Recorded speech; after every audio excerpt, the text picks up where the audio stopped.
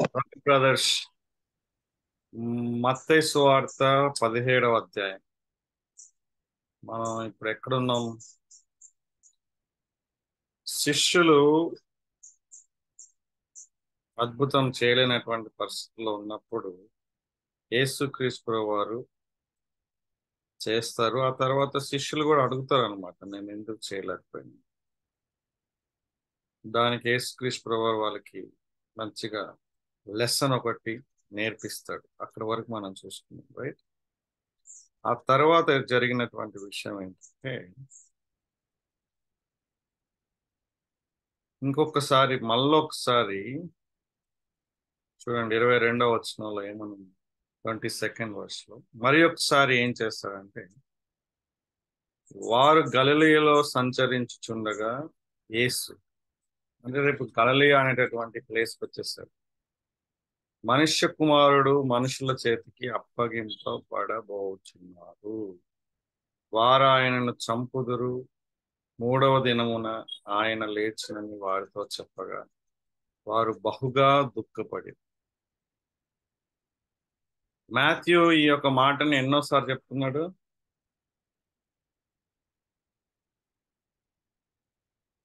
16 చాప్టర్లో చెప్పాడా? తర్వాత ఇక్కడ కూడా ఒకసారి చెప్తున్నాడు, సెకండ్ టైం. ఫస్ట్ టైం చెప్పినప్పుడు రెస్పాండ్ ఎట్లుండే అశోక్? అట్లా 16 చాప్టర్లో ఇది నీకు దూరం అవును కాక, అది ఎప్పటికి నీకు వద్దన్నారు.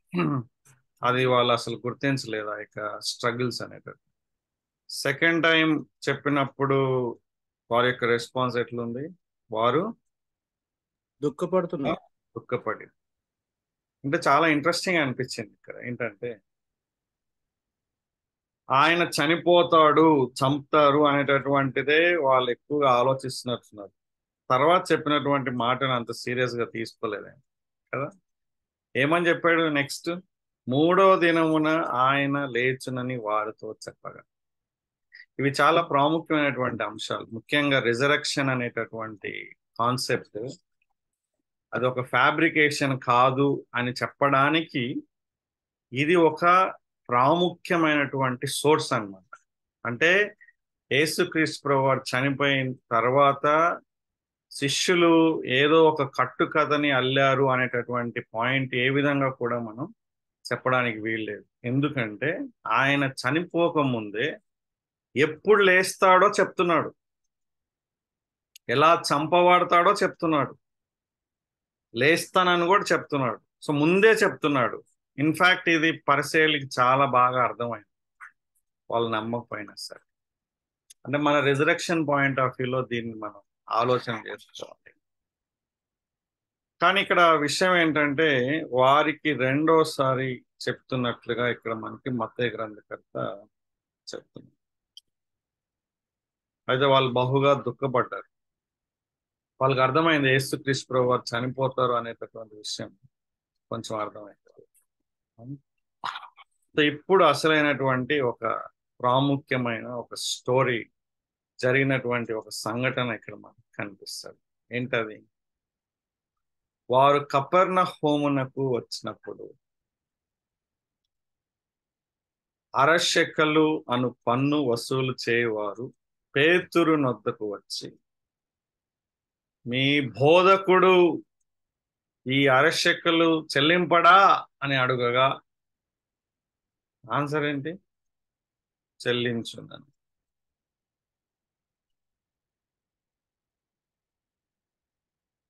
సో పేతురుతో డిస్కషన్ జరిగింది.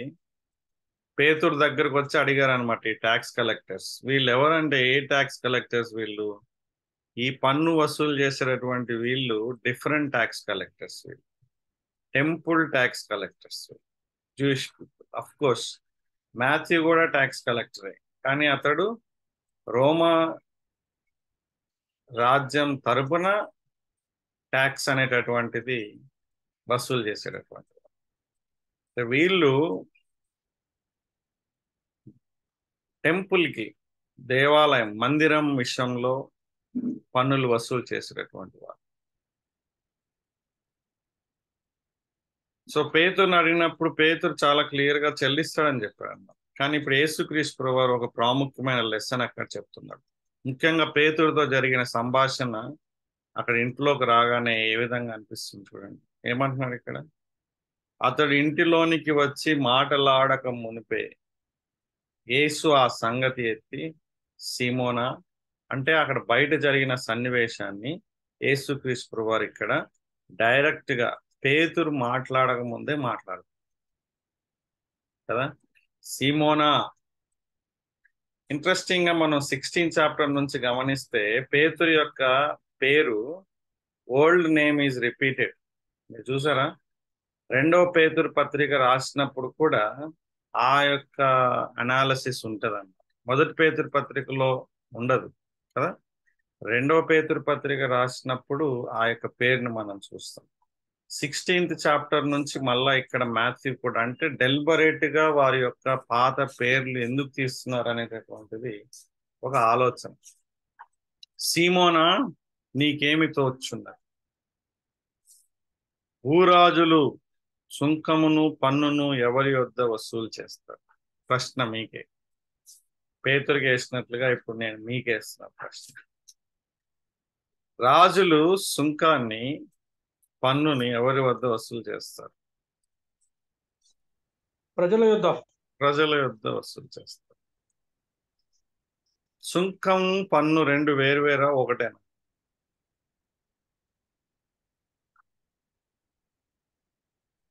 ఒకటే అనుకుంటా తమ్మి.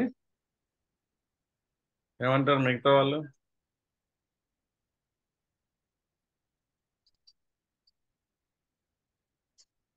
Rest of you, what do you think? మరి రెండెందుకు రాసిరన్న? సుంకమును పన్నును అని ఉంది.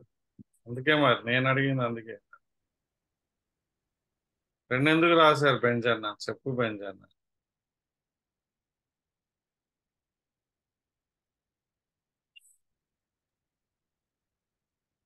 ఇంటి పన్ను కరెంటు బిల్లు వేరువేరుగా అలాంటిదే ఉండొచ్చు. రెండు కూడా పన్నులే అంటావు. ఎస్. సుంకం సుంకం అంటే ఇన్కమ్ ట్యాక్స్ అన్న. పన్ను అంటే ఇదే కరెంటు బిల్లు, వాటర్ బిల్లు. అది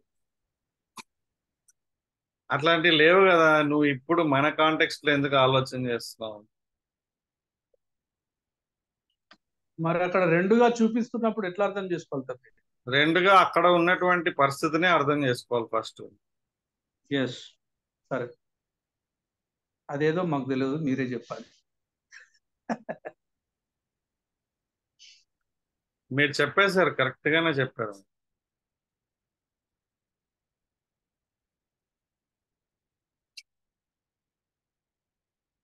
రైట్. సుంకము పన్నుని వసూలు చేయడానికి వాళ్ళు వచ్చారు అనేటటువంటి మాట ఇక్కడ మనం చూస్తున్నాం.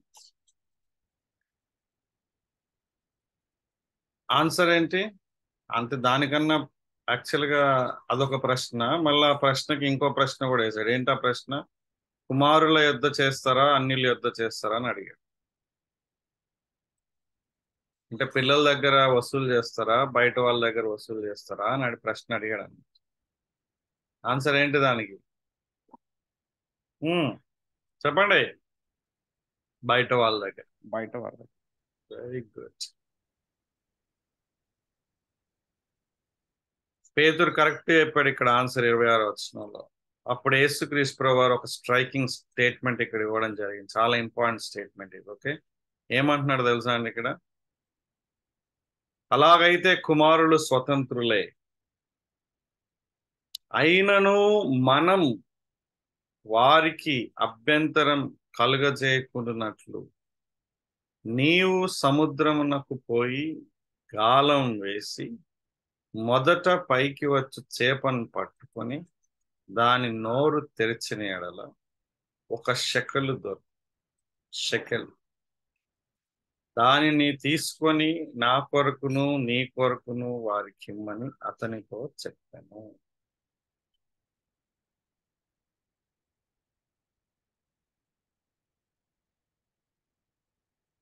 ఇక్కడ అద్భుతం అనేటటువంటిది మెయిన్ పాయింటా, లేకుంటే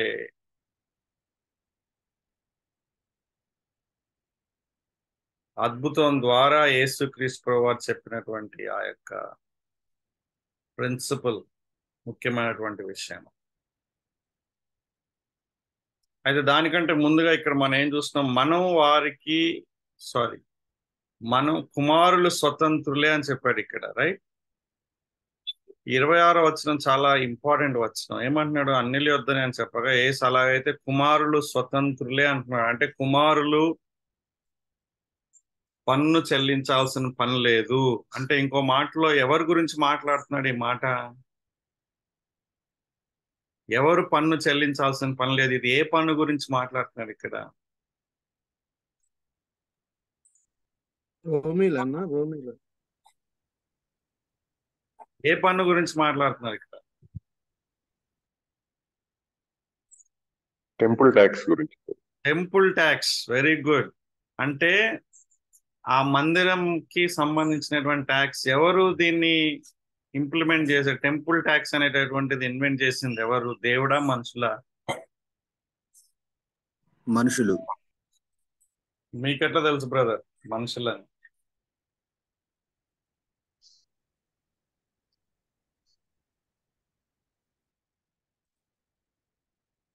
ఓల్డ్ టెస్టిమెంట్ ప్రకారంగా టెంపుల్ ట్యాక్స్ అనేటటువంటిది ఎవరు ఇన్వెంట్ చేశారు చెప్పాలి.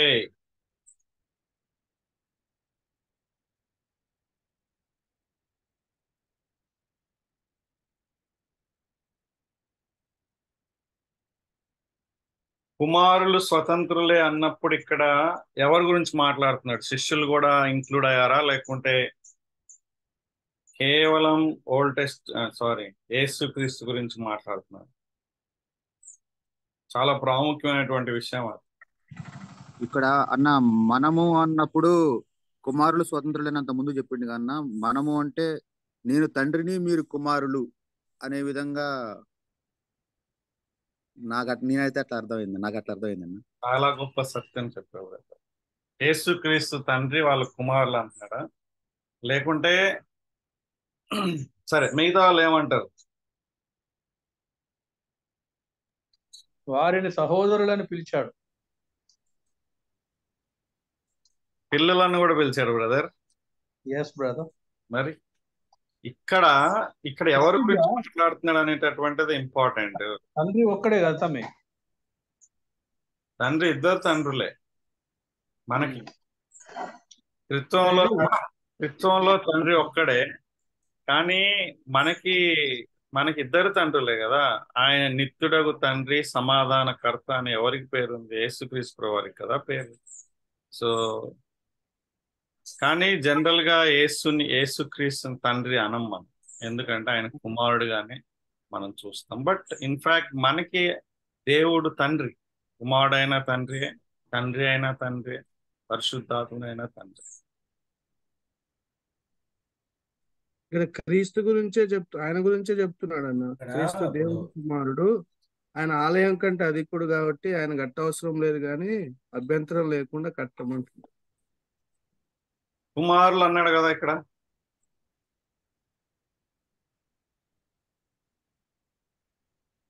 కుమారులు అన్నాడా లేదా? అన్నాడు. మరి అది యేసుక్రీస్తు వారికే సంబంధించిందని ఎట్లా చెప్తున్నాం brother? This is very very important. పన్ను విధించిన ఒక రాజు ఉన్నాడు అనుకోండి, ఆ రాజుకి కుమారులు ఉంటే ఆ రాజు కొడుకులు ఏం కట్టక్కర్లేదు కదా. అవును, కంట్రీలో ఉన్న ప్రజలు కడతారంతే. ఇప్పుడు ఒక రాజు పన్ను విధించిన వాడు ఒక రాజు అని అనుకుంటే వాడు కొడుకులు, రాజు కుటుంబీకులు కట్టక్కర్లేదు, బయట అన్యులు అన్న వాళ్ళు కట్టాలన్న పాయింట్ ఆఫ్ వ్యూలో మాట్లాడాడు అని అనుకుంటున్నా. Absolutely right. ఆ కింద ఏమన్నాడు అయితే చదవండి, నెక్స్ట్ ఏమనుంది? కుమారులు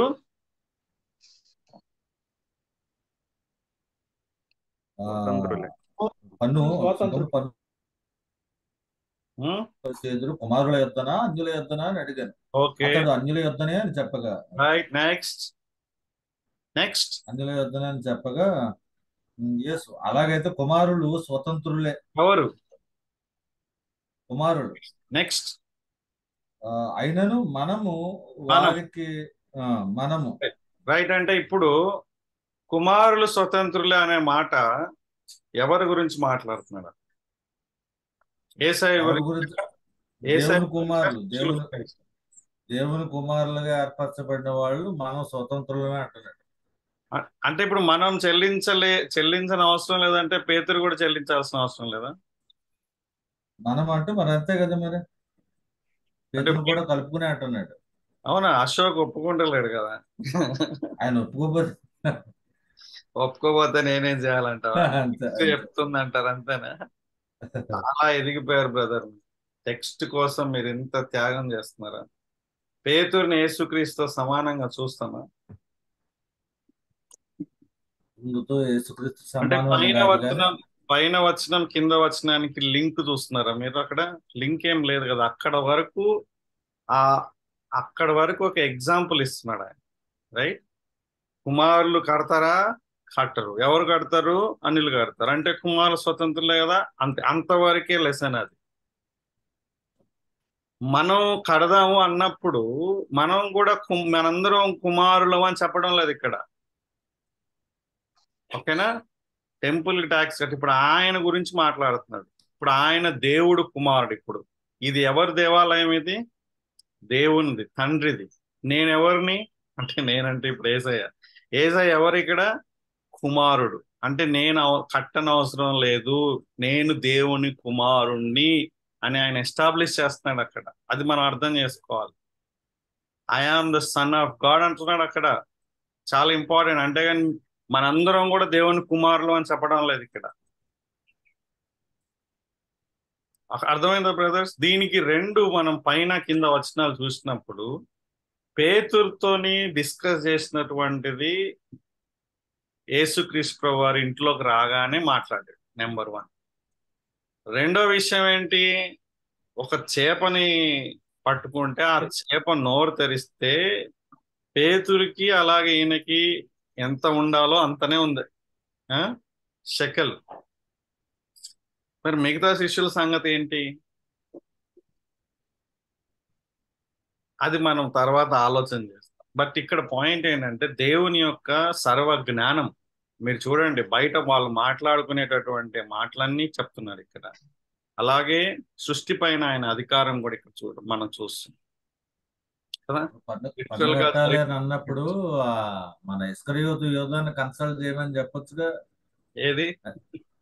యేసు ప్రభు పన్ను కట్టాలని అన్నప్పుడు యోధా దగ్గర సంచి ఉంది కదా, మరి యోధా దగ్గర కలెక్ట్ చేసి కట్టేయని అనొచ్చు కదా. యోధాని ప్రస్తావించకుండా ఈ చేప పిల్లనే ప్రస్తావించడం ఎందుకు జరిగిందంటారు? అక్కడ లేడేమో మరి. ఆయన దగ్గర తర్వాత వచ్చాకైనా కట్టించవచ్చు కదా. కరెక్టే, ముందు కట్టించాడేమో మరి. ఇప్పుడు నీకు నాకు లెసన్ నేర్పించడానికి పేతురు పాయింట్ ఆఫ్ వ్యూలో చూడండి. పేతురికి యేసుక్రీస్తు ప్రభు వారికే కడుతున్నాడు ఆయన. మిగతా వాళ్ళు మరి ఆ టైంలో ఎక్కడున్నారో, ఏం చేస్తున్నారో, అసలు లేదో. అంటే ఇక్కడ పేతురు కూడా కట్టలేని పరిస్థితులు, అరశేఖలు కూడా కట్టలేని పరిస్థితుల్లో ఉన్నాడు అంటారా? మంచి ప్రశ్న వేశారు బ్రదర్. ఏమంటారు మిగతా వాళ్ళు? మేబీ అయి ఉండొచ్చు అన్న. ఎందుకు? మొత్తం సమస్తమును విడిచిపెట్టి యేసయ్యను వెంబడిస్తున్నారు కదా. సో ప్రస్తుతానికి యేసయ్య వాళ్ళని చూసుకుంటున్నాడు అని దట్ సెన్స్. ఇక్కడ పేతురు ఒక్కడే ఉన్నాడు కన్నా. ఇక్కడ పేతురు ఒక్కడే ఉన్నాడు కదా. పన్ను వసూలు చేసేవారు పేతురు వద్దకు వచ్చి అడిగారు కదా. రైట్. మిగతా వాళ్ళు ఎక్కడ ఉన్నారు? లేదు కదా టెక్స్ట్ లో. లేదు. అంటే ఈ కాంటెక్స్ట్ లో మిగతా వాళ్ళు లేరని అర్థం అనమాట. అంటే అక్కడ 24వ వచనంలో పేతురు వద్దకు వచ్చి అని ఉంది. రైట్. ఆయన దగ్గరికి వచ్చారు, ఆయన్నే అడుగుతున్నారు. ఇంట్రెస్టింగ్ కదా. మిగతా గ్రంథకర్తలు ఎవరన్నా ఈ యొక్క ఇష్యూని చెప్పారా? ఈ టెంపుల్ ట్యాక్స్ గురించి మార్క్ చెప్పలేదు, లూకా చెప్పాడా? చెప్పలేదా? యోహాన్ అయితే చెప్పాడు. చెప్తే లూకా చెప్పాలి, కానీ ఆయన కూడా చెప్పినట్టుగా అనిపిస్తలేదు. అది ఎవరి ఇల్లు అయి ఉంటది? ఎవరి ఇల్లు అంటే బ్రదర్, అక్కడ ఇంటిలోనికి వచ్చినప్పుడు అని ఉంది కదా. రాయలేదు కదా, ఎవరిలో రాయలేదు, మనకు తెలియదు కదా. స్పెక్యులేషన్ ఏంటంటే పేతురు ఉండొచ్చు. మరి పేతురు ఇంట్లో యేసుప్రభు ఒక్కడే ఉన్నాడు అంటారా? మిగిలిన వాళ్ళు ఎవరు లేరంటారా? లేరు. ఇప్పుడు మనం చదివిన కాంటెక్స్ట్ లో లేరని క్లియర్ గా అర్థమవుతుంది కదా. అంటే కొన్ని సందర్భాల్లో ఇప్పుడు 3.5 సంవత్సరాల స్టోరీ ఇది. సో అవును. దాంట్లో ఒక రోజు ఇన్సిడెంట్ గురించి మాట్లాడుతున్నారు. అంటే ఒక రోజున బయటకు వెళ్ళొచ్చు వాళ్ళందరూ కూడా. సో ఇప్పుడు మనం కూడా మన 2 సంవత్సరాల వ్యవధిని చూసుకున్నప్పుడు ఒక్కొక్క రోజు ఒక్కొక్క విధంగా మనం గడుపుతాం కదా. సో దాంట్లో ప్రాముఖ్యమైనటువంటి విషయాల్ని అక్కడ గ్రంథకర్తలు మాట్లాడుతున్నారు. అక్కడ యేసుక్రీస్తు ప్రభువు దేవుని కుమారుడు అని చెప్పేటటువంటి ఒక ప్రాముఖ్యమైనటువంటి లెసన్. కానీ దానికన్నా ఇంకా ఇంపార్టెంట్ లెసన్ అక్కడ అవుతుంది. ఏమంటున్నాడు? ఎందుకు పే చేయాలంటున్నాడు చెప్పండి అక్కడ. అభ్యంతరం కలుగజేయకుండానట్లు. వేరే వాళ్ళకి అభ్యంతరం అంటే కట్టాల్సిన అవసరం లేదు, కానీ వేరే వాళ్ళకి అభ్యంతరం కాకుండా కడుతున్నాడు. మనకి ఇప్పుడు వరకు వచ్చినటువంటి లెసన్స్ ఏంటి? వేరే వాళ్ళకి అభ్యంతరం ఉంటది కాబట్టి మనం కొన్ని చేయకూడదు. మాంసం తినకూడదు, రైట్? తర్వాత అదే కదా, ఇంకేముంది? అభ్యంతరం, వేరే వాళ్ళకి అభ్యంతరం కోసం మనం కొన్ని పనులు చేయకూడదని 1 కొరింథీ పత్రిక 8వ అధ్యాయంలో మనం నేర్చుకుంటాం కదా. అలాగే ఇప్పుడు ఈ లెసన్ అనేటటువంటి చాలా ఇంపార్టెంట్. వేరే వాళ్ళకి అభ్యంతరం కలగకుండా కొన్ని పనులు చెయ్యాలని చెప్తున్నారు ఇక్కడ. అంటే ఆయన చేశాడని ఉంది, యాక్చువల్గా ఆజ్ఞ లేదు ఇక్కడ. ఒక ప్రిన్సిపల్ మనకి కనిపిస్తుంది. It's a very important principle కదా. అంటే ఆయన కట్టాల్సిన పని లేదు కానీ కడుతున్నాడు.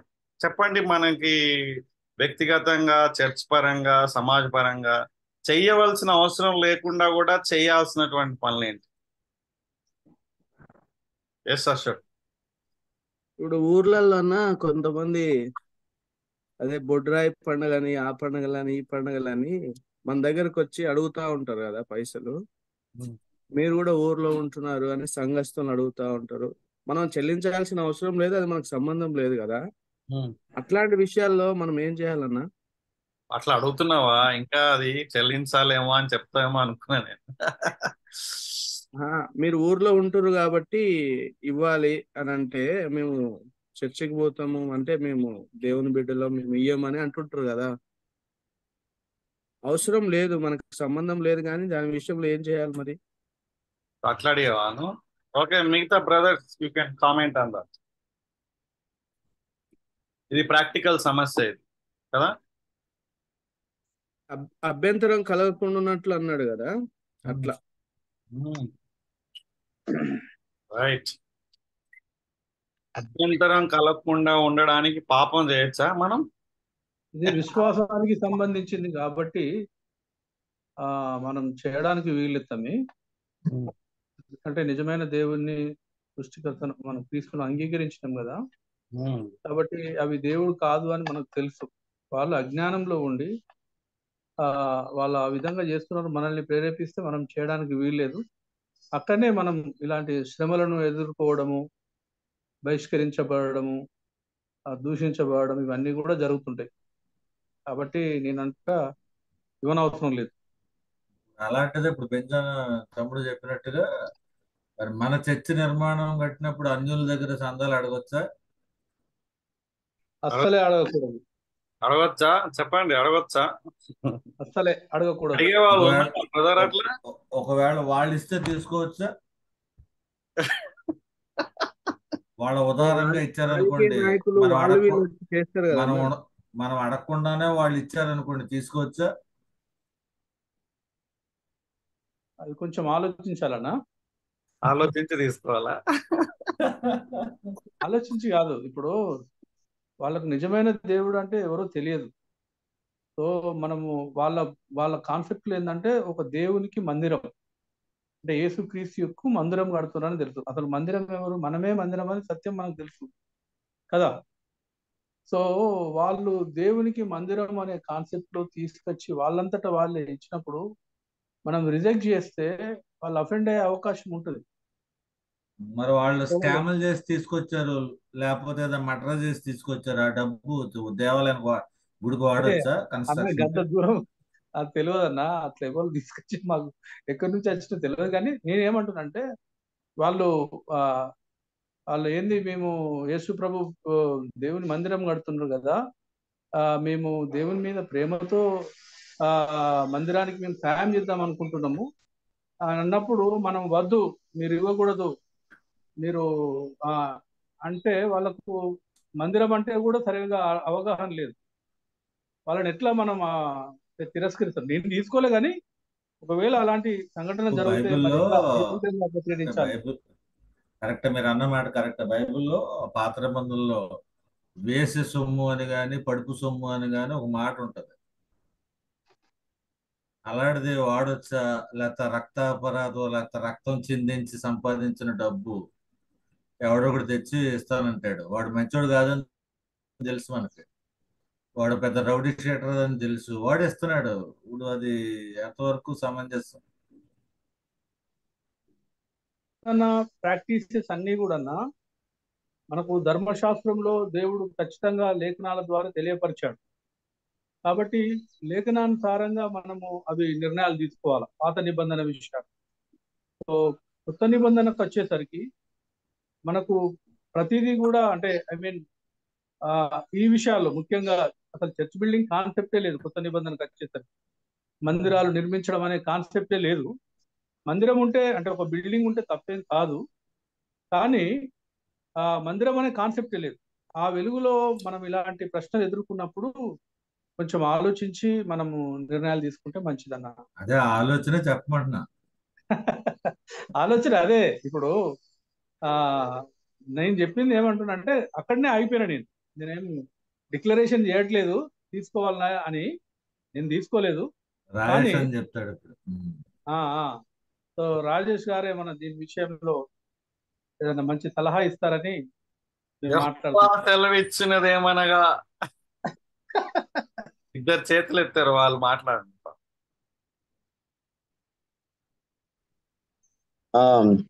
అదే మొన్న కరోనా వచ్చినప్పుడు అన్బిలీవర్స్ కూడా మన చర్చ్ పీపుల్ కి కొంతమందికి సహాయం చేశారు. మరి అది ఎట్లా తప్పంట? మనం వాళ్ళు ఏముందంటే వాళ్ళు మతం చూడలేదు, ఏం చూడలేదు, వాళ్ళు నీడి ఉన్న పీపుల్కి ఎవరైనా పర్వాలేదు చేస్తామని చెప్పేసి కొంతమంది బీదోళ్ళకి సహాయం చేశారు వాళ్ళే వచ్చి. తర్వాత ఇప్పుడు చర్చెస్ కూడా కొంతమంది పక్క వాళ్ళకి అంటే వాళ్ళకి కలిగినప్పుడు వాళ్ళకి ఇవ్వడం కూడా జరిగింది. సో అలాంటప్పుడు అరే సంఘస్థులు మాకు సహాయం చేసినని చెప్పేసి అనుకున్న సందర్భాలు కూడా ఉన్నాయి.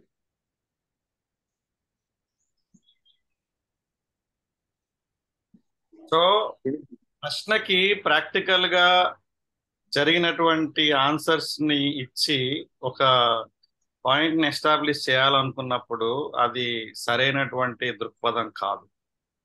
వాక్యంలో నుంచి ఇది చేయొచ్చా చేయకూడదా అనేటటువంటి పాయింట్ ని ఫస్ట్ ఎస్టాబ్లిష్ చేయాలి.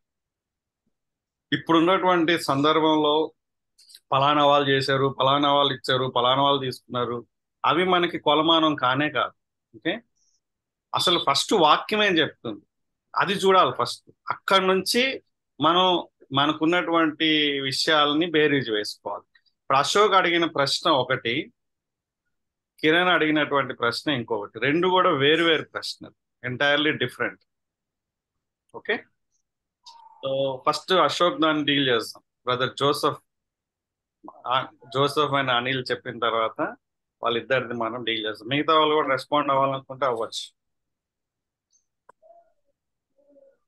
అన్న వాళ్ళు కానుకలు ఇచ్చేటప్పుడు, దేవుడి దగ్గరకు వచ్చి కానుకలు ఇచ్చేటప్పుడు మనం వాళ్ళనే అడగం, ఇది ఏ రకంగా నువ్వు సంపాదించినావని ఫస్ట్ అడగం. ఒకటి. సరే, ఇంకోటి ఏంటంటే నిజాయితీగా సంపాదించారా, నిజాయితీగా సంపాదించిన వాటిని మాత్రమే కానుకలు పెట్లు చేయాలని కానీ, లేకపోతే మనం కానుకగా స్వీకరించాలనే విషయం కూడా ప్రతి క్రైస్తవుడు వేసే ప్రతి కానుక నిజాయితీగా సంపాదించిందా అని కూడా చెప్పడానికి లేదు.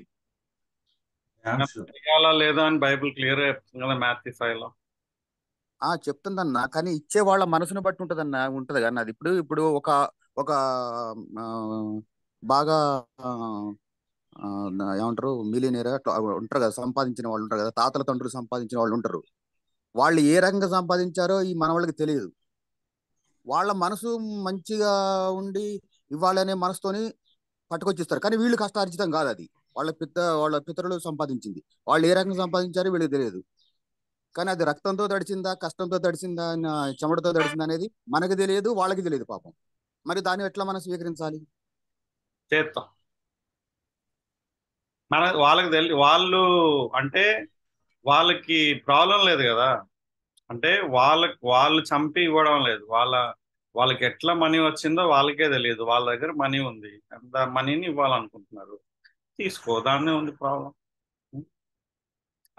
అనిల్ నీ ఒక పిక్చర్ రివర్స్ అయిపోయింది, అడ్డంగా అయిపోయినావు. అంటే అన్న ఒక్క చిన్న మాట, మళ్ళీ ఆ? అర్పణ ఇచ్చేది ఏదైనా సరే ఆ ఇచ్చే మనసును బట్టి ఉంటుందనేది మనిషిని బట్టి కాకుండా మనసుని బట్టి ఉంటది కదా అన్న.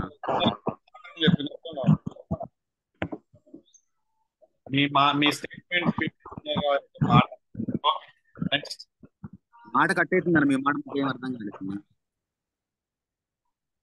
ఇప్పుడు నువ్వు చెప్పిన పిడి సుందర్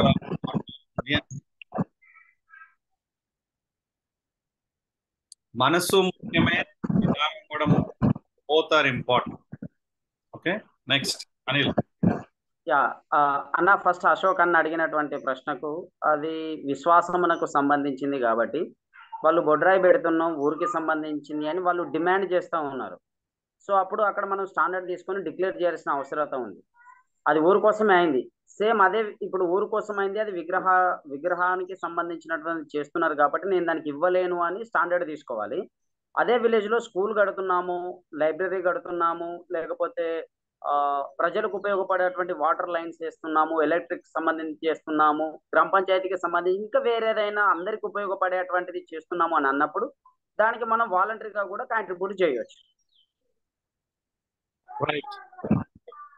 వచ్చేసింది అశోక. అంటే ఇక్కడ అభ్యంతరం కలగకూడదు అన్నప్పుడు తిండి గురించి కాదు, అంటే మనం చాలా కష్టమైంది. ఇప్పుడు ఇదే ప్రశ్న కూడా వేసినా కదా, ఎవరైనా వాళ్ళు మనం చందా అడగొచ్చా, చందా తీసుకోవచ్చా, ఏం ప్రశ్న వేసినా?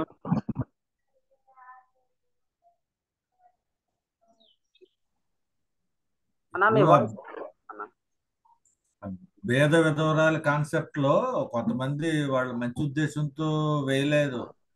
భేద విధవరాలు ఒకవేళ మంచి ఉద్దేశంతో ఇచ్చినప్పుడు ఆ రెండు కూడా దేవాలయంలో ఉండిపోయాయి కదా. అప్పుడు యేసుప్రభు వారు చెప్పింది గత పరలోకంలో వాళ్ళకి ఫలం కలగలేదు అంతే. అంతేగాని మీరు డాంబికంగా వేస్తున్నారు, మీరు ఏదో చూపించుకోవడానికి వేస్తున్నారు, మీరు వెనక తీసుకోండి అని అనలే యేసుప్రభు. భేద విధవరాలకు మాత్రం పరలోకంలో ఫలం కలుగుతుంది అని మాత్రం చెప్పాడు. కనుక ఆ వేసేవాడు మంచి కాన్సెప్ట్ తో వేయకపోతే వాడికి నష్టం తప్ప దాన్ని రిజెక్ట్ చేసిన పరిస్థితి అయితే కనపడలే. సో సంఘస్థులారా, మీరు ఎట్లున్నా పర్వాలా, ఫస్ట్ మీరైతే కానుకలు వేయండి, మీరు బాగా వేయకపోతే దేవుడు మిమ్మల్ని చూసుకుంటాడు, కానీ మీరు కానుకలు వేయండి అని చెప్పే సిద్ధాంతం అది కాదు కాదు. అలాగే కానుకల కోసం ఆశపడింది కాదు. అక్కడ యేసుప్రభు మిగిలిన వాళ్ళు వేసినా వాళ్ళకేం ఫలం రాలేదు అన్న మాట తప్ప, మీరు ఏదో ఎక్కడ తిన్నా మామిడిలోనే ఇచ్చేయండి అన్న కాన్సెప్ట్ కాదు అక్కడ. సో అక్కడ ఎంఫసిస్ ఏంటి అనేటటువంటి మనం చూడాలి. ఇప్పుడు యేసుక్రీస్తు ప్రభు వారు మీరు ఎట్లయినా పర్వాలేదు వేయండి అనేటటువంటి సందర్భం చెప్పడానికి కాదు అక్కడ. కాదు అవును. చూసుకున్నప్పుడు Matthew 5 లో ఒక బిలీవర్ అనేటటువంటి వాడు కానుక ఎప్పుడు వేయాలి అనేటటువంటి చాలా క్లియర్ గా ఎస్టాబ్లిష్ చేయబడి, ఒక విశ్వాసం అనేటటువంటి వాడు వర్షిప్ ఎప్పుడు చేయాలనేటటువంటిది, ఎలా చేయాలనేటటువంటి క్లియర్ గా ఎస్టాబ్లిష్ చేయబడింది. అది చెప్పడం బాధ్యత మనది, తెలుసుకోవడం విశ్వాసుల యొక్క బాధ్యత. కానీ ఒక అన్బిలీవరు వాడు ఎట్లున్నా సరే ఇట్ విల్ బి, అంటే ఆ యొక్క కానుక వాళ్ళు ఇస్తున్నప్పుడు అది వాళ్ళు ఇస్తున్నప్పుడు తీసుకోవడంలో ఎటువంటి సమస్య లేదు. తీసుకోవాలా వద్దు అనేటటువంటిది అది వ్యక్తిగతమైనటువంటి కన్విక్షన్ అన్నమాట. కొంతమంది తీసుకోరు. బైబిల్లో కనుక మనం చూస్తే అన్యుల దగ్గర నుంచి తీసుకునే సందర్భాలు చాలా ఉన్నాయి. ఐగుప్తు దేశంలోనే మనం చూసుకున్నప్పుడు వాళ్ళ ఆస్తినంతా కూడా ఇశ్రాయేల్ ప్రజలు దోచుకున్నారన్న కోణంలో మాట్లాడతారు. నెక్స్ట్ మనం సమాజ మందిరాలు కట్టించేటటువంటి పాయింట్ ఆఫ్ వ్యూలో శతాధిపతులైనటువంటి రోమన్ వాళ్ళు డబ్బులు ఇచ్చినప్పుడు ఈ యొక్క సమాజ మందిరం కట్టబడింది, రైట్? ఈ హేరోదు కూడా అంటే యూదుల్ని పరిపాలించేటటువంటి ఎదోమీయుడు అయినటువంటి హేరోదు అయినప్పటికీ కూడా ఆ టెంపుల్ ని బిల్డ్ చేయడానికి హెల్ప్ చేశారు. కాబట్టి అన్యులు ఇష్టపూర్వకంగా వాళ్ళకై వాళ్ళు ఇచ్చినప్పుడు తీసుకోవడంలో సమస్య లేదని బైబిల్ చెప్తుంది. దానికి తీసుకోమని ఆజ్ఞయిస్తలేదు, తీసుకోవద్దని ఆజ్ఞాపిస్తలేదు, తీసుకున్నట్లుగా బైబిల్ అనుమతించింది. కాబట్టి తీసుకునే వాళ్ళు, ఫర్ ఎగ్జాంపుల్ నీకే ఒక రాజకీయ నాయకుడు ఎవరైనా వచ్చి ఇస్తున్నారు డొనేషన్ లాగా, ఓట్లప్పుడు కాదు, ఓట్లప్పుడు ఇస్తే అసలు తీసుకోవద్దు. Okay, it's very clear indication. మామూలుగానే ఆయనకి లోపల మనసులో అనిపించి ఇస్తున్నాడు, బట్ అక్కడ ఎస్టాబ్లిష్ చేయాల ఈ కానుక వల్ల నీకు స్వర్గం రాదు, మోక్షం రాదు, పాప క్షమాపణ రాదు అనేటటువంటి క్లియర్ టీచింగ్ నువ్వు నేను ఇవ్వగలగాలి. అర్థమవుతుందా? ఆ టైంలో మనం ఇయ్యం, మనం చాలా సటిల్ అన్నమాట మనీ విషయంలో. ఓకే, కానీ మనీ ఇచ్చేటప్పుడు, అన్నిలు ఇచ్చేటప్పుడు మటుకు ఇది ఎస్టాబ్లిష్ చేయడం చాలా ఇంపార్టెంట్. కాబట్టి వాళ్ళకే వాళ్ళు ఇష్టపూర్వకంగా ఇస్తున్నప్పుడు వాళ్ళు చేతులకి ఇవ్వడానికి ట్రై చేస్తారు. మనం ఏం చేయాలా? చర్చిలో వేయడానికి దాన్ని ఎస్టాబ్లిష్ చేయాలి. అదనమాట. అంటే మళ్ళీ అక్కడ కొంతమందికి అరే వీళ్ళు ఇచ్చిన డబ్బులు మేము ఎందుకు తీసుకోవాలి, ఇది వద్దు, వాళ్ళు ఎట్లా సంపాదించారో, వాళ్ళ అవిశ్వాసులు అనేటటువంటి ఒక లోపల మనస్సాక్షి ప్రాబ్లం ఉన్న వాళ్ళు ఉంటారు. ఇప్పుడు అశోక్ లాంటి వాళ్ళు కానీ, పెంజన లాంటి వాళ్ళు, మీరు తీసుకోవద్దు. సో అట్లాంటప్పుడు మాకు డైరెక్ట్ చేయండి, మేము తీసుకుంటాం. ఓకే, సో ఇక్కడ అభ్యంతర కారణం. అలానే ఇప్పుడు డబ్బులు అడగాలా లేదా అని అడిగారు కదా, మనం డబ్బులు అడగకూడదు అసలు. ఓకేనా బ్రదర్ కిరణ్? వాళ్ళు అడుగుతున్నారంటే అసలు వాళ్ళు అడగాలని వాళ్ళకు కూడా లేదు, కానీ వాళ్ళు అడుక్కొని డబ్బులు మంచిగా సంపాదిస్తున్నారు, పెద్ద బిజినెస్ అది. సో మనం అడగాలనేటటువంటిది మనకి లేదు అసలు కాన్సెప్ట్. మనం దేవునికి అడగాలి, దేవుడు మనుషులను ప్రేరేపిస్తాడు. ఓకే, కానీ మనం దేవునికని మనుషులకి అడుగుతాము, అది మనకున్నటువంటి సమస్య. సో దాని నుంచి మనం ఎదుర్కోవాలి. సో అయితే ఇక్కడ అభ్యంతర కారణం ఉండకూడదు అని చెప్పినప్పుడు, మంచి విషయాలు చేసేటప్పుడు చేయాల్సిన అవసరం లేకపోయినా సరే చేయాల్సిన పరిస్థితి. ఉదాహరణకి నేను ఒక ఫార్మల్ షర్ట్ అంటే టీ షర్ట్ వేసుకొని వాక్యం చెప్తే నాకేం ప్రాబ్లం లేదు, దాంట్లో తప్పు లేదు, నేను చెప్పొచ్చు. కానీ ఒక సంఘానికి వెళ్ళినప్పుడు, ప్రేమ వాళ్ళ చర్చ్కి వెళ్ళినప్పుడు, అక్కడ నేను వాళ్ళ యొక్క కాంగ్రిగేషన్ దృష్టిలో పెట్టుకొని ఫార్మల్గా నేను ఒక షర్టు ప్యాంట్ వేసుకొని ఆ విధంగా వెళ్ళడం వల్ల నాకు చేయాల్సిన అవసరం లేదు, కానీ నేను చేస్తాను. ఎందుకంటే వాళ్ళకి నేను అభ్యంతర కారణంగా ఉండకూడదు. So there is a positive way and negative way, రెండు విషయాలు చూడండి. అంటే అభ్యంతర కారణంగా ఉందని కొన్ని చేయకూడదు, అభ్యంతర కారణంగా ఉన్నాయని కొన్ని చెయ్యాలి.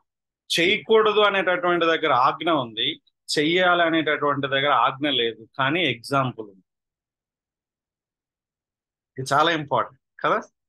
యేసుక్రీస్తు వారి యొక్క జీవితంలో మనం ఆయన మాదిరిని మనం చూస్తున్నాం ఒక రకంగా. So but there is no clear command, కానీ మనకు అదొక గొప్ప ప్రిన్సిపల్ అనేటటువంటిది నేర్పిస్తుంది. కానీ అక్కడ మెయిన్ పాయింట్ ఏంటంటే, నేను దేవుని కుమారుణ్ణి, నేను ట్యాక్స్ కట్టాల్సిన పని లేదు, but still I'm giving tax so that అది ఒక అభ్యంతర కారణంగా ఉంది. అది పాయింట్. సో మీరు ప్రాక్టికల్గా చెప్పండి, లైఫ్లో, చర్చ్లో, సమాజంలో కొన్ని చేయాల్సిన పనులు ఏంటి? చెప్పులు మనం వేసుకొని వెళ్ళాల్సిన, అంటే అక్కడ విడిచేస్తాం కదా, రైట్? నెగిటివ్ అంటే చేయకుండా ఉంటాం, చెప్పులు వేసుకోకుండా వెళ్తాం. చేసేటటువంటివి ఏంటి? డ్రెస్సుల్లో కూడా కొన్ని ఉన్నాయి చేసేటటువంటి. ఇంకేమున్నాయి? మాస్టర్ అంటే వైట్ అండ్ వైట్ వేసుకోవాలండి. అయితే అట్లాంటి వాళ్ళ కొరకు పాస్టర్ అంటే వైట్ అండ్ వైట్ వేసుకోవాల్సిందే. అట్లాంటి వాళ్ళ కొరకు ఇక ప్రతి సండే వైట్ అండ్ వైట్ వేసుకోవాల్సిందేనా? అభ్యంతరం కలగకుండా వాళ్ళ దగ్గరికి లేసుకో. వాళ్ళకి అభ్యంతరం అయితే ఇప్పుడు అందరూ అర్థం చేసుకుంటున్నారు కదా. ఒకప్పుడు మైండ్ సెట్ సరిగా లేకపోకుండా, ఒకప్పుడు అండర్స్టాండింగ్ లేకుండే, ఒకప్పుడు టీచింగ్ లేకుండే, ఇప్పుడు ప్రజలు బైబిల్ చదువుతున్నారు, డ్రెస్ గురించి ఎవరు అంత ఇంపార్టెన్స్ ఇవ్వడం లేదు. సో ఇప్పుడు అది అభ్యంతర కారణం కాదు కదా. లేదు బాబు చెప్తారు వాళ్ళు, మీరు ఇట్లా వస్తే మంచిగా అనిపిస్తుంది, మా వాళ్ళకి పాస్టర్గా పరిగణిస్తారు అన్నప్పుడు వాళ్ళ కోసం వైట్ అండ్ వైట్ వేసుకో, తప్పేముంది, మంచిదే కదా, రైట్? ఇప్పుడు నేను ఎక్కువ వేసుకోవట్లేను, బెంజన్న కలిసిన కాడ నుంచి వెళ్ళి అందరు నన్ను వీడు పాస్టరా కాదా అంటున్నారు. మంచిదే కదా, అది వేరే. ఇప్పుడు నువ్వు తృణీకరించబడము అది డిఫరెంట్ ఇష్యూ. ఇక్కడ పాయింట్ ఏంటంటే, వేరే ఒక ప్లేస్ లో నేను ఆ డ్రెస్ వేసుకోవడం వల్ల వాళ్ళకి నేను అంటే వేసుకోకపోతే అభ్యంతరకారణం, వేసుకుంటే నేను నేను స్వీకరించబడతా, తర్వాత నా సందేశం స్వీకరించబడుతుందని వాళ్ళ మేలు కోసం చేసేటటువంటి పని. అంటే మన నేను వేసుకోకుండా వెళ్ళి దీంట్లో ఏం లేదు అని చూపించాలనుకుంటున్నా. మరి అట్లాంటప్పుడు చేయడంలో తప్పేమని చెప్పు. ఇన్ ఎ సెన్స్ నీ స్థానిక సంఘంలో ఆ యొక్క అది నీకు ఆ అవసరం అని ఏమంటారు, ఆ అవకాశం ఉంది నీకు, నువ్వు చేయొచ్చు. అది వేరే స్థానిక సంఘంలో అర్థమైపోయింది అన్న. బయట సంగతి మా స్థానిక సంఘానికి అర్థమైపోయింది, ఈ వస్త్రాల్లో ఏం లేదు, టీచింగ్ అర్థమైంది వాళ్ళకు. బయట బయట వాళ్ళు ఇప్పుడు మా హెబ్రోన్ ఫెలోషిప్ లో బయట వాళ్ళు అరే వైట్ షర్ట్ వేయట్లేదు, అశోక్ అంత డిఫరెంట్ అయిపోతున్నాడు, ఏదో టీచింగ్ అంటున్నాడు, బిబ్లికల్ అంటున్నాడు, ఇట్లా కొంచెం ఛాలెంజెస్ ఉన్నాయి. అట్లా వారి కొరకు వేసుకోవాలన్నా అంటున్నాను నేను. వాళ్ళ కోసం వేసుకో, కానీ వాళ్ళకి నేర్పి.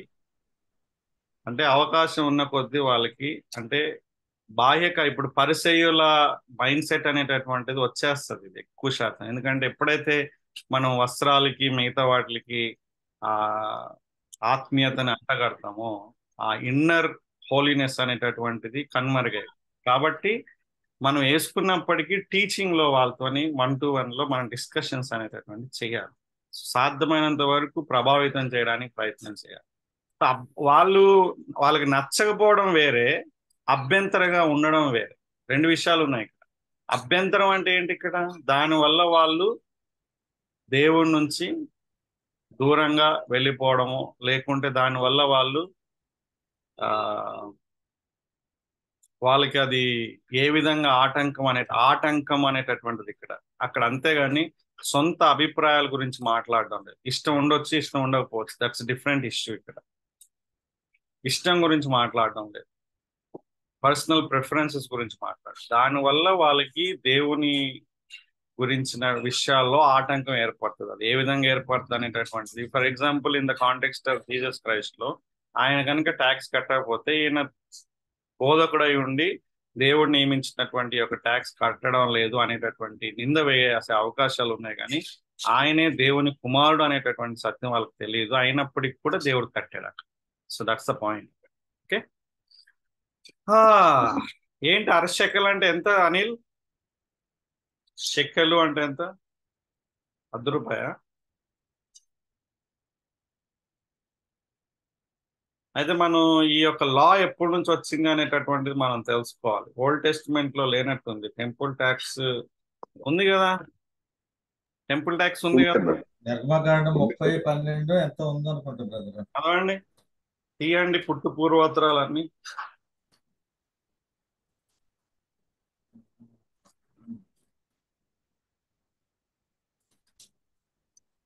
ఎనీబడి? నిర్గమాకాండం 30:14 నుంచి ఉంది. ఏమని ఉంది బ్రదర్? 20 సంవత్సరములు గాని అంతకంటే ఎక్కువ వయస్సు గలవారై లెక్కింపబడిన వారిలో చేరు ప్రతివాడును యెహోవాకు అర్పణ ఇయ్యవలెను. అది మీ ప్రాణములకు పరిక్రయ ధనముగా ఉండునట్లు యెహోవాకు అర్పణ ఇచ్చినప్పుడు ధనవంతుడు అరతులము కంటే ఎక్కువ అయ్యకూడదు, పేదవాడు తక్కువ అయ్యకూడదు.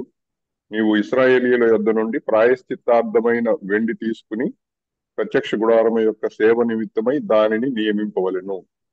మీకు ప్రాయశ్చిత్తము కలుగునట్లు అది యెహోవా సన్నిధిని ఇశ్రాయేలీయులకు జ్ఞాపకార్థముగా ఉండు. రైట్. సో అదే ట్యాక్స్ కంటిన్యూ అయిందంటారా, మధ్యలో ఏమన్నా మారిపోయిందంటారా? మధ్యలో మార్పులు వచ్చినాయి. వచ్చినాయా మార్పులు? ఏమొచ్చినాయి బ్రదర్? అక్కడ తులవని ఉంది, అక్కడేమో షెకెల్ అని ఉంది అంటున్నా. వచ్చిందని చెప్పారు కదా బ్రదర్. అదే బ్రదర్ చెప్తున్నా. అదే వచ్చిందా? తులము దాని ఉద్దేశాలు కూడా మారిపోయినాయి. అంటే దాని ఉద్దేశాలు కూడా మారిపోయినాయి. ఏం మారిపోయినాయి చెప్పండి. అంటే టెంపుల్ ట్యాక్స్ వీళ్ళు ఇప్పుడు కలెక్ట్ చేస్తున్నది, వీళ్ళు అడుగుతున్నది యాక్చువల్గా ఏంటంటే టెంపుల్ నేమ్ పట్టించుకోరు. అంటే దేవుడు ఆ దినాల్లో చెప్పిన ఉద్దేశం మోషే విషయంలో కానీ వీళ్ళకి ఇచ్చి ఒక ఆజ్ఞగా ఇచ్చి వాళ్ళని కలెక్ట్ చేయమన్న విషయంలో దేవుని ఉద్దేశం ఒకటైతే, వీళ్ళ ఇప్పుడున్న ఉద్దేశం ఏంటంటే ఇప్పుడు లోకల్ ట్యాక్స్ కలెక్టర్స్ లాగా, ఇప్పుడు పన్నేమో రోమా ప్రభుత్వం వేస్తుంది, వీళ్ళు ఇంకా అడిషనల్ లోకల్ ట్యాక్స్ లాగా వీళ్ళు టెంపుల్ ట్యాక్స్ ను కూడా వీళ్ళు ఒక డిసైడ్ చేసి 6 షెకెలు అన్న దానికి పరిమితం చేసి వీళ్ళు కలెక్ట్ చేసుకుని వీళ్ళు పంచుకొని తినడానికి. అట్లా ఎట్లా యాక్చువల్ గా అది తిన్నాక అంత అవుట్ రైట్ గా మీరు చెప్పడానికి గల బేసిస్ ఏంటి చెప్పండి? మీకేమైనా అంటే ఎవిడెన్స్? అక్కడ మెయింటెనెన్స్ అంటే నా తండ్రి ఇల్లు దొంగల గుహగా చేశారు అని చేసే అండంలో దొంగల వీళ్ళు మొత్తం అంటే వ్యాపారం చేశారు కాబట్టి అక్కడ దొంగల గుగా చేశారని చెప్పాడు. కానీ ఇప్పుడు ఇట్లా ఇది కూడా ఆ విధంగా పార్ట్ ఆఫ్ దట్. ఇది అవును, నెలకు కట్టే వాళ్ళ సంవత్సరానికి కట్టే వాళ్ళ? సంవత్సరానికి ఇయర్లీ వన్స్. 2వ రాజులు 12వ అధ్యాయం 5 నుంచి 17 వరకు ఒకరు చదవండి. నెహెమ్యా గ్రంథం 10వ అధ్యాయం 32 నుంచి 33 ఇంకొకరు చదవండి.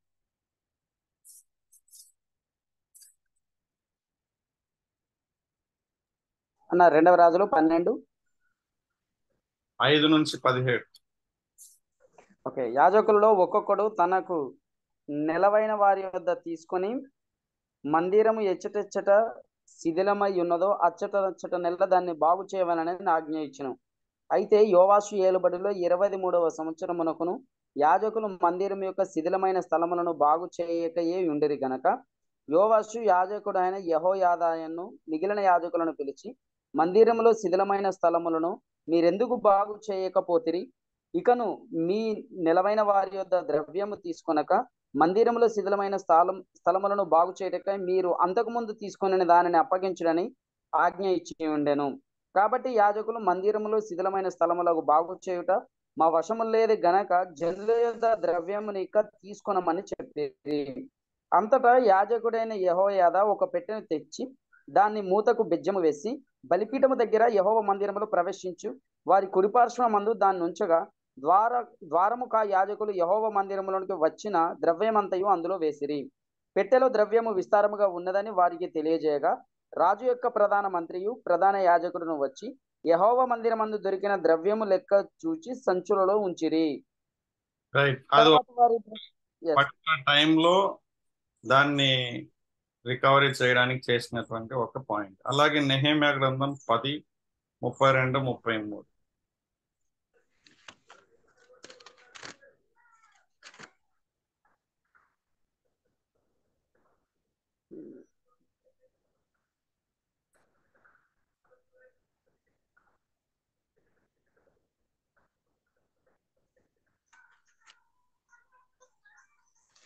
ఎవరు? ఓకే. మరియు మన దేవుని మందిరపు సేవ నిమిత్తము ప్రతి సంవత్సరము తులము వెండిలో 3వ వంతు ఇచ్చేదమని నిబంధన చేసుకుంటేమి. సవరింపబడిన రొట్టె విషయంలోను నిత్య నైవేద్యము విషయంలోను నిత్యము అర్పించు దహన బలి విషయంలోను విశ్రాంతి దినముల విషయంలోను అమావాస్యల విషయములోను నిర్ణయింపబడిన పండుగల విషయములోను ప్రతిష్ఠితములైన వస్తువుల విషయములోను ఇశ్రాయేలీయులకు ప్రాయశ్చిత్తము కలుగుటకై పాప పరిహార్థ బలుల విషయంలోను మన దేవుని మందిరపు పని అంతటి విషయంలోను అలాగుననే నిర్ణయించుకుంటుమి. రైట్. డిఫరెంట్ స్టేజెస్ లో డిఫరెంట్ విధానాల్లో డిఫరెంట్ సందర్భాల్లో ఈ యొక్క ట్యాక్స్ అనేటటువంటిది చేయడం జరిగింది. బట్ జనరల్ గా ఏంటంటే ఒకప్పుడు నిర్గమకాండంలో చెప్పబడినటువంటి విషయం ఏంటంటే అది లెక్క చూసినప్పుడు ఏమంటారు దాన్ని ప్రజాసంఖ్య వేసినప్పుడు అన్నమాట, సెన్సస్. కానీ ఈ ట్యాక్స్ అనేటటువంటిది ఎవ్రీ ఇయర్ జరుగుతుంది. ప్రజాసంఖ్య అనేటటువంటిది ఎవ్రీ ఇయర్ జరగదు. అయితే ఇది మరి యొక్క వాల్యూ అనేటటువంటిది తులము అలాగే షెకెలు అనేటటువంటిది మనం ఆలోచన చేస్తే షెకెలు అనేటటువంటిది 2 రోజుల కష్టార్జితం ఎంత సంపాదిస్తారో ఒక జూయిష్ పర్సన్ అంతది. తులం అంటే నాకు దాని గురించి స్టడీ చేయాలి. ద పాయింట్ ఏంటంటే ఇక్కడ ఓకే దాన్ని మనం పక్కన పెడదాం, అవి మేజర్ కాదు, అవి తెలుసుకోవడం మంచిదే. ముఖ్యమైన విషయం ఏంటంటే యేసుక్రీస్తు ప్రభువు వారు ఈ ఆజ్ఞని పాటిస్తాడా పాటించడా అనేటటువంటి పాయింట్. సో ఇంతకుముందు మనం ఆలోచన చేసినప్పుడు బ్రదర్ కిరణ్ ఒక ప్రశ్న వేసినది ఏంటంటే యూదాని అడిగి పే చేయొచ్చు కదా అనేటటువంటిది. Absolutely right. మీరు చూస్తే పేతుని అడిగినప్పుడు పేతురు యొక్క జవాబు ఏంటి? నీ బోధకుడు చేయడా అంటే చేస్తాడని చెప్పాడు. అంటే ఇప్పుడు ఈ రోజు చేస్తాడు అనేటటువంటిది కాదు, ఆయన రెగ్యులర్ గా చేస్తాడు అనేటటువంటి పాయింట్ ఎస్టాబ్లిష్ చేశాడు. సో ఈ పర్టికులర్ సమయంలో ఒక ప్రత్యేకమైనటువంటి విధానంలో చేశాడు అనమాట. ఎవ్రీ టైం ఆ విధంగా చేస్తాడని లేదు, ఆయన జనరల్ గానే డిఫరెంట్ గా చేసేవాడు, అంటే న్యాచురల్ గా. వెరీ ఫ్యూ టైమ్స్ లో ఆయన సూపర్ న్యాచురల్ గా చేస్తాడు, ఒక పాయింట్ ని ఎస్టాబ్లిష్ చేయడానికి చేసినట్లుగా మనం ఇక్కడ గమనిస్తాం. అది మనం అర్థం చేసుకోవాలి. ఓకే, బట్ వాటన్నిటిలో కూడా ఆయన మాటల ద్వారా నేను దేవుని కుమారుణ్ణి, నేను కట్టాల్సిన పని లేదు, అయినా సరే కడుతుంది. So that's the point. Okay brothers, God bless you all. And రేపటి రోజున మనకి ఇంటర్ప్రిటేషన్ ఉంటుంది కదా. నెక్స్ట్ మనకి 18 చాప్టర్ చాలా ప్రాముఖ్యమైనటువంటి చాప్టర్ ఇది కదా. దయచేసి చదువుకొని రండి ఒకసారి, మంచిగా ఉంటుంది. Rajesh sorry, S Chakri. తులము అంటే షెకెల్ అంటే యూదుల 2 రోజులు కష్టార్జితం అన్నారు. శకెం ఆ షెకెము తులము అంటే తులం ఇంకా స్టడీ చేయాలని దాని తులము అంటే నాకు తెలిసి 10 మామూలుగా గ్రాములు అయితే అనుకుంటా. గోల్డ్ దాంట్లో తులం అంటే 1 గ్రామ్ ఈక్వల్ టు 1 తులం, 10 గ్రామ్స్ ఈక్వల్ 1 తులం అంటారు. ఇక్కడ మన పాయింట్ ఆఫ్ వ్యూ అదే గోల్డ్ విషయాల్లో అన్న కొన్ని తర్జుమాల్లో అక్కడ ఎక్సోడస్ లో వాడినప్పుడు కూడా ఈ తెలుగులో తులము అని ట్రాన్స్లేషన్ చేశారు, ఇంగ్లీష్ లో అయితే షెకెల్ అనే పదాన్ని వాడారన్న. ఇదొక ఆలోచన. తర్జుమాలో అట్లుందా? అవునన్న. రైట్. సెప్ట్యూజెంట్ లో ఏం వాడారో పదం, అలాగే న్యూ టెస్ట్మెంట్ లో వాడిన పదం ఒకటే ఉంటే మటుకు సో అది వేరే. తెలుగులో ఆ మాట చెప్పారంటే ఖచ్చితంగా దేర్ ఈజ్ అ వేరియేషన్ అని అనిపిస్తుంది నాకు, ఎందుకంటే ట్రాన్స్లేటర్స్ చాలా హార్డ్ వర్క్ చేశారు. బట్ ఓకే, బట్ కానీ ఇవి కాదు మనకి ముఖ్యమైన పాయింట్లు, ఇవి తెలుసుకోకపోయినా ఇట్స్ ఓకే, కానీ ద మెయిన్ ఎంఫోసిస్ మటుకు మనం మర్చిపోవాలి. ఓకే, యేసు క్రీస్తు వారి యొక్క దైవిక జ్ఞానం కనిపిస్తుంది, సర్వ జ్ఞాని అని కనిపిస్తుంది అక్కడ, ఆయన యొక్క సావనిటీ కనిపిస్తుంది. చేప కడుపులోన నోట్లో చెక్కలు పెట్టడం ఏంటి అది ఆయన కరెక్ట్ గా 10 చేపలు పట్టుకొని ఒక చేప ఉంటదంటే అది వేరే, ఆయన తీసుకున్న చేపలోనే ఉంటది అన్నమాట. So there is sovereignty of God and also the omniscient of God and also his authority of God. ఈ 3 కూడా అక్కడ మనకు కనిపిస్తుంది. Is the son of God. So దేవుని కుమారుడు అనేటువంటి క్రీస్తుని తెలుసుకునే భాగ్యం మనకు దొరికింది. మనం ఎంత ధన్యులో ఒకసారి ఆలోచించాలి. సో మనకున్నటువంటి ధన్యత ఏంటంటే ఆయన గురించినటువంటి జ్ఞానం మనకి లభించడం, ఆయన గురించినటువంటి ప్రత్యక్షత మనకి లభించడం, ఆయన మన బదులుగా మన స్థానంలో ఆయన బలవడం, దానికన్నా మించింది ఈ లోకంలో ఏది కూడా లేదు. కాబట్టి ఆయన జీవిత విధానాన్ని మనం చూసినప్పుడు మనకు అర్థమవుతుంది. కాబట్టి we have to be grateful to God and ఆ దేవుణ్ణి మన ఇతరులకు పరిచయం చేయడం మన యొక్క కనీస బాధ్యత. So let us spread the sun. Okay, ఆ కుమారుణ్ణి మనం ప్రకటిస్తాం. చాలా ఇంపార్టెంట్ అది, కుమారుణ్ణి మనం ప్రకటించడం అనేటట్టు. దేవుడు అటువంటి కృప మనందరికి కూడా దయచేయాలని మనం ప్రార్థన చేస్తాం. ఒక చిన్న మాట,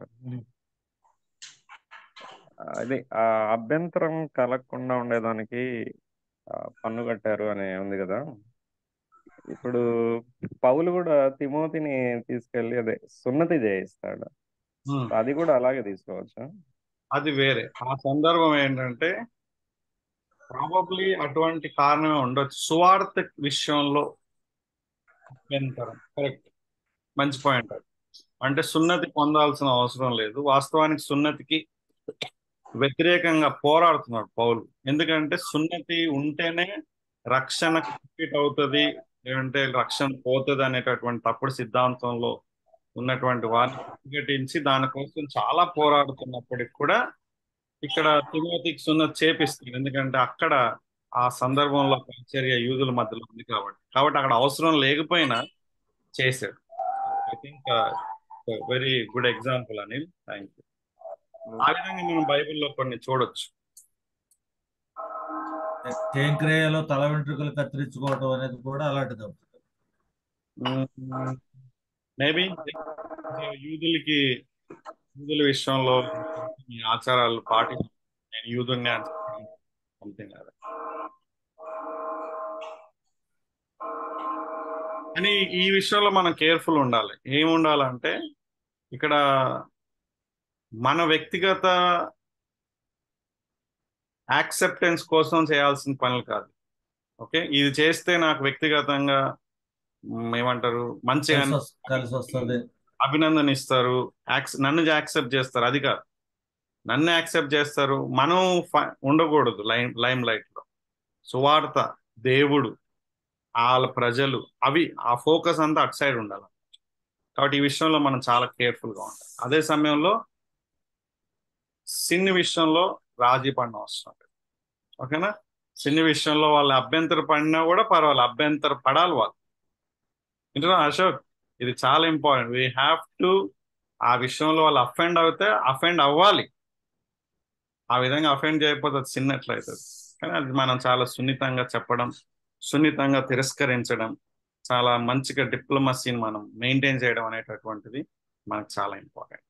ఓకే, అది కానీ అదే ఆయన రాసిన పత్రికల్లో కానీ వాటన్నిటిలో చూసినప్పుడు అంత అపోజ్ చేస్తున్న పౌలు ఎందుకు దానికి అట్లాగా తానే జయించాల్సి వచ్చినప్పుడు ఎందుకు చేయించాడు? రైట్, ఆయన అపోజ్ చేసినటువంటి విషయాలన్నీ కూడా రక్షణ పాయింట్ ఆఫ్ వ్యూ. గలతీలో మనం చూసుకున్నా, కొలతీలో చూసుకున్నా, ఎక్కడ చూసుకున్నా సరే ఈ తప్పుడు బోధకులు ఏంటంటే ఇది మీరు ఖచ్చితంగా చేసుకోవాలని ప్రెషర్ చేస్తున్నారు, ఒత్తిడి. మీరు రక్షణ పొందాలంటే ఏజైనా నమ్ముకోండి, వెరీ గుడ్. మీరు రక్షణ పొందాలంటే జూయిష్ కస్టమ్ ఫాలో చేయాలి, సున్నతి కూడా మీరు చేసుకోవాలి. ఇట్స్ వెరీ ఇంపార్టెంట్ థింగ్ అనమాట. సో అది అబద్ధ బోధ కదా. రక్షణ కృప ద్వారా రక్షణ వస్తుంది అక్కడ. కానీ ఇప్పుడు తిమోతిని ఏం చేస్తున్నాడంటే రక్షణ కోసం చేపిస్తలేడు ఆయన. ఉద్దేశం వేరే, పర్పస్ వేరే, పరిచర్య కోసం, పరిచర్యలో ఆటంకం ఉండకుండా వాళ్ళకి. ఇప్పుడు ఫర్ ఎగ్జాంపుల్ హడ్సన్ టేలర్ ఏ విధంగా అయితే చైనీస్ కాకపోయినా చైనీస్ లాగా అయిపోయి ఆయన చైనీస్ డ్రెస్ వేసుకొని ఒక చైనీయుడిగా అయిపోయాడు. ఈ doesn't have to be, but అయ్యాడు. చాలా మంది తెలుగు నేర్చుకొని తెలుగులో మాట్లాడుతున్నారు. అట్లాగా భాష విషయంలో కానీ మిగతా విషయాల్లో కొన్ని సాంప్రదాయాలు, ఏ సాంప్రదాయాలు అయితే బైబిల్కి వ్యతిరేకంగా ఉండవో అవన్నీ చేయడానికి మనకి అవకాశం ఉంది. పరిస్థితిని బట్టి మనం ముందుకు వెళ్ళొచ్చు. 1 కొరింథీ 9వ అధ్యాయంలో 19వ వచనంలో చెప్తాడు కదా, నేను అందరి విషయము స్వతంత్రుడై ఉన్నాను, ఎక్కువ మందిని సంపాదించుకున్నటకై అందరికీ నన్ను నేనే దాసుడిగా చేసుకుంటుని, యూదులను సంపాదించుకున్నటకు యూదులకు యూదుని వలె ఉంటేనే, ధర్మశాస్త్రము లోబడిన వారికి వారిని సంపాదించుకున్నటకు నేను ధర్మశాస్త్రము లోబడిన వాడిని కాకపోయాను, ధర్మశాస్త్రము లోబడిన వాడి వలె ఉంటేనే. ఇక్కడ ఎక్కువ మందిని సంపాదించుకోవడానికి కొన్ని విషయాల్లో ఇలాగా ఇదైనట్టుగా చెప్పుకుంటూ వస్తాడు. ఎక్కడ కాంప్రమైజ్ అవసరమో అక్కడ అవడానికి తను అవడానికి రెడీ అయ్యాడు. Is very good in that. కానీ ఎక్కడ కాంప్రమైజ్ కాకూడదో అక్కడ కాలేదు. అయితే చాలా సార్లు రివర్స్ అవుతుంది మన జీవితాల్లో. కాంప్రమైజ్ అవ్వకూడదంటే దగ్గర అవి అయిపోతాం. ప్రాథమిక సిద్ధాంతాల్లో కాంప్రమైజ్ అయిపోతాం. పాస్టర్స్ ఫెలోషిప్ లో ముఖ్యంగా మనకు ఉన్నటువంటి పెద్ద సమస్య, అవునా కదా? సో మన పాస్టర్స్ ఫెలోషిప్ లో ఫండమెంటల్ డిఫరెన్సెస్ ఉన్నటువంటి వాళ్ళని కూడా మనం in the name of unity point of వ్యూలో కలగలుపుకుంటారు. కరెక్ట్ కాదు. యూనిటీ అనేటటువంటిది సిద్ధాంతాల విషయంలో, అంటే ప్రాథమిక సిద్ధాంతాల విషయంలో డిఫరెన్సెస్ ఉంటే అది యూనిటీ కాదు. సో దానివల్ల ఏమైపోయింది, ఇప్పుడు అబద్ధ బోధకుల్ని వీళ్ళు అందరు కలిసి మేమందరం ఐకమత్యంగా ఉన్నాము, వీఆర్ ఫర్ క్రైస్ట్, మనందరం కలిసి ఉంటేనే మంచిది అనేటటువంటి తప్పుడు దూరంలో ఇప్పుడు పాస్టర్స్ ఫెలోషిప్స్ జరుగుతున్నాయి నాకు తెలిసినంత వరకు. ఓకేనా? అంటే యెహోవా సాక్షులు వాళ్ళు ఉంటారు, మార్మన్స్ ఉంటారు, ఈ యొక్క తప్పుడు బోధకులు ఉంటారు, అందరూ కలిసి మనందరం బ్రదర్స్ అంటారు. ఎట్లా బ్రదర్స్ మనం? ఇంపాసిబుల్. సో అక్కడ మనం రాజీ పడుతున్నాం, చూసినారా? అది తప్పదు. సో మనం ఫెలోషిప్ అనేటటువంటిది ప్రాథమిక సిద్ధాంతాల విషయంలో, నేను మళ్ళా చెప్తున్నా, డిఫరెంట్ ఆర్గనైజేషన్ కాదు, ప్రాథమిక సిద్ధాంతాలు. అంటే యేసుక్రీస్తు ద్వారానే రక్షణ, కృప ద్వారానే రక్షణ, పరలోకం ఉంది, నరకం ఉంది, త్రియేక దేవుడు, ఈ యొక్క సత్యాల విషయంలో డిఫరెన్స్ ఒపీనియన్ ఉంటే వాళ్ళతో మనకి ఫెలోషిప్ అవసరమే లేదు అసలు. అది యూనిటీ కాదు, అది మనం చేసేది యూనిఫామ్, రైట్? ఏదో ఫిజికల్ ప్రొటెక్షన్ కోసం ఏదో ఇంతమంది ఉన్నారని చూపించుకోవడం కోసం అనుకుంటున్నాం, కానీ అది అసలు అట్లాంటి పనులు మనం చేయకూడదు. సో ఆ విషయంలో మనం కేర్ఫుల్గా ఉండాలి. ఓకే, ప్రాథమిక సిద్ధాంతాలు కాని విషయంలో ఎంత ఎంత డెప్త్ అంటే ఎంత కిందకైనా మనం వెళ్ళి మనం కాంప్రమైజ్ అయిపోవచ్చు ఫర్ ద సేక్ ఆఫ్, మళ్ళీ అక్కడ కూడా ఏంటి, for the sake of kingdom, for the sake of God's glory, for the sake of the benefit of other people. Focus is not ours, మనం కాదు అక్కడ, వేరే వాళ్ళు, పరిచర్య, దేవుడు, ప్రజలు, అవి మన ఫోకస్ ఉండాలి. ఇప్పుడు ఆశయం వాళ్ళని చేర్చుకోవచ్చా? చెప్పండి. ఇప్పుడు నేను చెప్పిన పాయింట్ ప్రకారంగా వాళ్ళతో మనకి ఏ విధంగా, వాళ్ళు కనుక మేము విగ్రహారాధన చెయ్యము, యేసుక్రీస్తే నిజమైన దేవుడు, క్రియల ద్వారా రక్షణ కాదని నమ్మితే they are our brothers, otherwise they are not our brothers. వాళ్ళు అలా ఒప్పుకోరుగా. ఒప్పుకోకపోతే they are not our brothers. ఇప్పుడు మార్టిన్ లూథర్ మరి పోరాడి ఏం లాభం, లేకుంటే మిగతా వాళ్ళు ప్రాణాలు పెట్టి ఏం లాభం, మీరే ఆలోచించండి. ఇద్దరు ఒకటే అయిపోతే ఇప్పుడు ఎలాంటి మెసేజ్ బయటకు వెళ్తున్నాయో తెలుసా? ఒక ముఖ్యమంత్రి యేసుక్రీస్తు నమ్ముకున్నాడని చెప్పి ఆ డైల్యూటెడ్ లైఫ్ వల్ల, ఒక సినీ రంగంలో ఒక వ్యక్తి నేను యేసుక్రీస్తు నమ్ముకున్నానని చెప్పి డ్యూయల్ లైఫ్ వల్ల ఎంతమంది యూత్ ప్రభావితం చేస్తున్నారో ఒకసారి ఆలోచించండి. ఇట్లా కూడా ఉండొచ్చు, అక్కడ ఉండొచ్చు, ఇక్కడ ఉండొచ్చు, ఇట్లా చేయొచ్చు. మన ఫెయిత్ మన లోపల ఉండాలి, మన మనసులో ఉండాలి. బయటికి అవసరాన్ని బట్టి అట్లా చేయొచ్చు అనుకుంటే ఎంత అన్యాయం అది. సో యాక్చువల్గా ప్రజెంట్ యొక్క మీ అంటున్నా జగన్ అనేటటువంటి ఒక వ్యక్తి చాలా కాంప్రమైజ్ అయిపోయాడు. అంటే దాని పాయింట్ ఏంటంటే ఈజ్ నాట్ ఎ బిలీవర్ అని చాలా క్లియర్గా ఎస్టాబ్లిష్ అయిపోతుంది. కానీ ఆయన అనేక మంది గుడ్డోళ్ళు ఏం చేస్తారంటే ఆయన బిలీవర్ అనేటటువంటి పాయింట్లో నమ్ముతుంది. ఇది తప్పు. Is not at all a believer. Okay, but is Christian background అయితే ఉంది ఆయనకి. ముఖ్యమంత్రిగా మంచిగా ఉండొచ్చు, as a minister I like him, but is not a Christian. అది మనం తెలుసుకోవాలి, అది ఎస్టాబ్లిష్ చేయాలి, లేకుంటే ప్రజలు చాలా మిస్లీడ్ అవుతారు. Okay, God bless you all. Ashok, prayer చేసేస్తావా?